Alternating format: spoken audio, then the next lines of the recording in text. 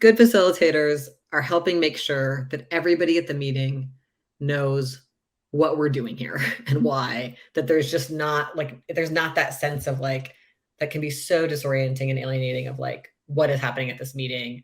I don't understand what's happening, so I can't really participate. I feel left out. I don't know the background of this. Why are we talking about this? Any just clarity, like where it started, where it's going, why, like that is like vital to facilitation. Attention to group dynamics. I'm noticing that these people aren't speaking, or I'm noticing that these people are speaking a lot. These people seem agitated. There seems to be some subterranean conflict. These people are looking sleepy, like whatever that is, like be able to attend to group dynamics. The facilitator cares about the group in that way. Wanting everybody to participate. Like, I am interested in hearing from everybody here. I think someone said in the chat, like, what do you do when people are just kind of going along, right? Like, I think I've mentioned in the last workshop, we're trained in our society to either dominate or go along to get along.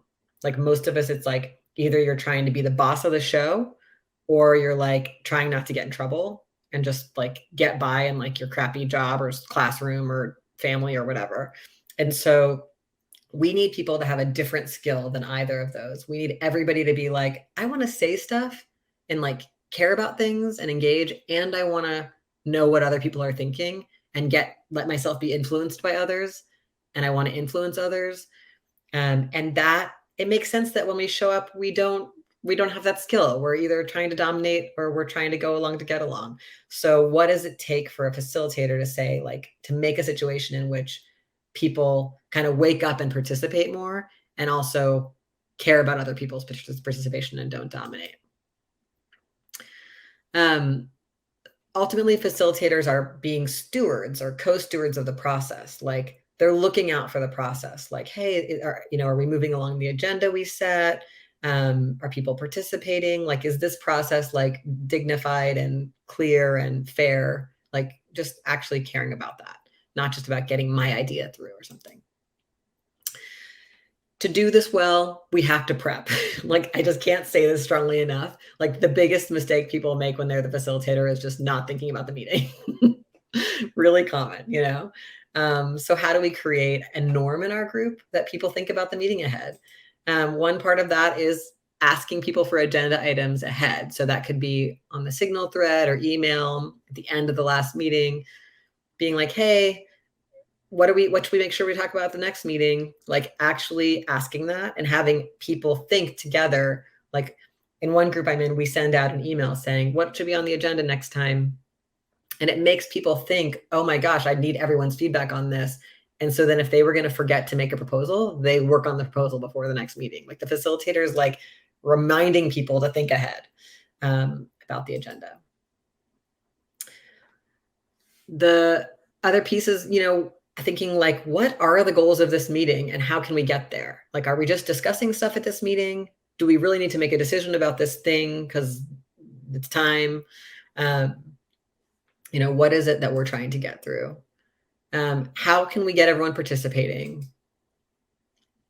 And oftentimes, like a facilitator will be like, oh, I know we're going to be talking about this big thing at the next meeting. I'm going to talk to a few people who I think have strong feelings about it so that I can kind of know what's coming. Like it'd be better to facilitate in this way or that way because these people are showing up with like something big to say, or there's going to be, a danger that these folks aren't going to talk. So we got to make sure we do go rounds or whatever it is that would help us know like, oh yeah, like what would make this process really good given what's actually on the agenda.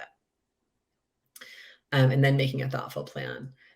It's really great to have a clear agenda. This is an example that says like the timing of particular topics, what the topic is and who the facilitator is, and to go through it at the beginning of the meeting, because it might be like, oh, y'all, we forgot, we need to talk about this too. Can we find time for that? Like just making sure people get to consent to what is happening at this meeting, and that we actually start and end on time. Having a facilitator be the timekeeper or having someone be the timekeeper. We're like, oh, it's 10:30. It's time to end the report back from the coalition meeting. And if it's really essential that it keep going, we have to all consent. Are we all willing to add 5 minutes to this and take it off the next discussion? Yes. Okay, then we can go forward. But making sure that people aren't like, oh my God, I've been hijacked. I'm supposed to stay here for 3 extra hours. I can't do that. The babysitter, whatever. Some other facilitation techniques that are useful. Obviously huge, keeping stack, which means being clear, like who's raised their hand or put their name in the chat or however we're doing it, so that I know like we're going to hear from Martha and then we're going to hear from Al and then we're going to hear from Hope. Like just like knowing that. In some groups, people keep progressive stack, so they raise people of color to the top or women to the top. That can be something facilitators. I think you should be explicit if you're doing that, and great if the groups had a conversation about wanting to do that and why, so that people get that principle. Having timekeeping, scribing, which means like, some people use like a chalkboard or a big paper if they're in person, or they might be doing it using like the Zoom whiteboard. But like when people are talking and you write down what they're saying, sometimes they feel heard more. Or if you write it down wrong, they're like, oh, I'm being misunderstood. I actually really mean this. It can be a useful tool. And then you have these kind of public notes. It can also help people follow along who are different kinds of learners.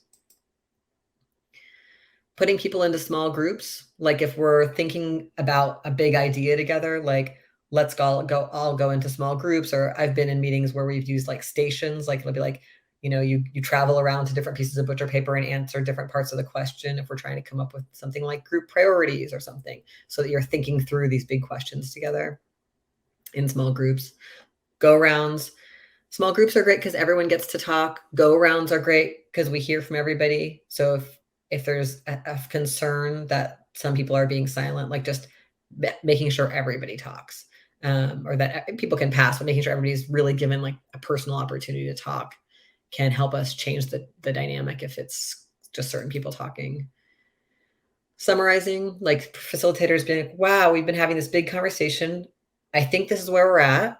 We're trying to decide this. And so far it seems like people have agreed to these parts and this part is still undecided. Like, okay, y'all, like just stewarding this along, moving it along, especially if there's a lot of repetition happening. Polling, sometimes a facilitator isn't clear, like, are we getting close to people thinking the same thing on this? And so sometimes I'm holding up my thumb. People will do like, you can do a thumbs up, thumb in the middle, or thumbs down. It's not a vote. It's a poll to see how are people feeling, Are people feeling like they're starting to feel like this proposal makes sense? And if you got a lot of thumbs up, or if you get some in the middle and some up, you could ask the people who have their thumb in the middle, what's still on your mind, or if someone's thumb is down, you say, oh, what's your concern at this point? Why is this not sounding right to you? So that we can really start to get to the heart of the matter of, can we modify it further? Putting stuff in the garden. People bring up topics that are important to the group, but now is not the time to talk about them. Keeping a list of that for future meetings.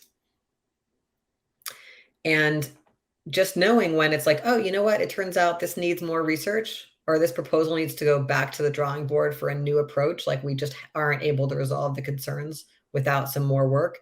Okay. Hope and Sophie brought this to this meeting.